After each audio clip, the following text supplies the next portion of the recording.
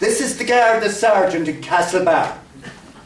We have a man here on a drunken driving charge who says he's a friend of yours. His name is John Francis O'Donnell. I was now awake. I said, I don't know any John Francis O'Donnell. Okay, I'll tell him you're not coming, he said. And he put down the phone. I talked to my wife beside me. I said, we have a friend, John Francis O'Donnell. She said, no. It must be JF. He was a cousin of a friend of mine. And everybody knew him as JF. We never heard his surname, so we didn't recognize it. So this character, 5'7", big quiff of hair, dapper dressed, flowery handkerchief matching his tie and his socks, polished shoes, lovely dapper suit, and a sharp shirt because he was a shirt salesman.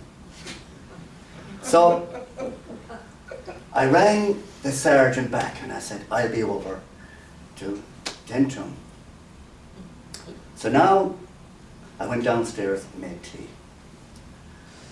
And I waited an hour and I made more tea. And I drove then over to Castlebar ever so slowly to give your man a chance to sober up.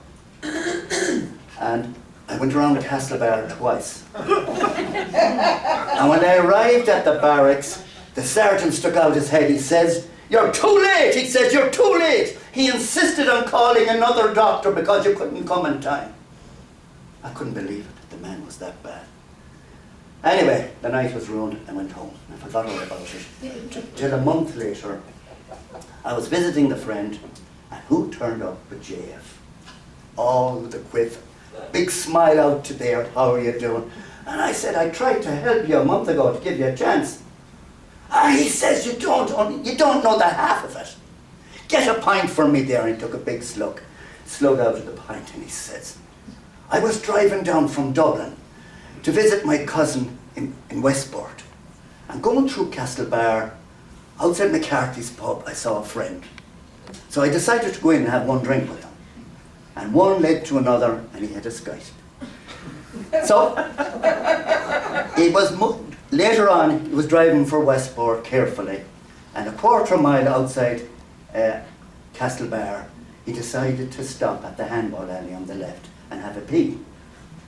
And when he was finished, he noticed this car in the corner, a Putin couple. And off he goes over to them. It was dark at this stage. He said, stick him up, he said. And there was great shuffling of clothes, you see, in the back seat. And he about turned and went back to his car. And anyway, he's driving for Westport, ever so carefully, 30 miles an hour. And suddenly, in the rear mirror, he sees the squad car. Lights flashing, siren wailing. "Oh my God, I'm done for it." And he put his foot to the floor and took off. 60, 80, 90 miles an hour, he was flying. And the guards in hot pursuit. And when he got to the Island Eady crossroad, he took a sharp right. Down through the little by-road and didn't know where he was going. So he decided he'd lose them by taking the next sharp left. But what was it but a dead end, a private house. So he gets out of the car quick, opens the door, and he went in, and there's the family around watching television. And he sits down beside them, and he says, "How are you?" And they're still wondering who this fellow was. But hadn't he left the lights of the car on? And the guards came, blow into the bag, he was caught. So he was brought to Castlebar lockup, but he wasn't finished yet. And he started singing. And he belonged to the Rathmines Operatic Society. Gilbert and Sullivan, Annie Get Your Gun, Oklahoma, he'd all the words. And he was singing his heart out in the lockup. And the sergeant come over to me and says, Mr. O'Donnell, he says, it's unbelievable. But if we had met in other circumstances, we could have had a great night. That's what he said to him. So anyway, he went on to Westport later, and a Monday morning he was driving back for Dublin, where he'd had to meet the wife, and she had a tongue that had clipped a hedge.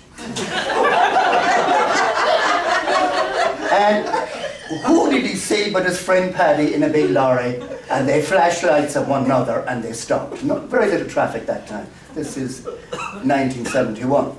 So he went down the window to Paddy and he tells him his tale of woe. And he says, "I'll lose the job. I'm done for this time." I said, "Paddy, hold your whist," he said. "I'm very great," he says. "I'm very great with the local judge's housekeeper. Leave it with me." So 2 weeks later, he's up in front of the judge, and the judge beckoned him up to the bench. He said, "Mr. O'Donnell, is it true you have 5 children?" "Yes, my lord."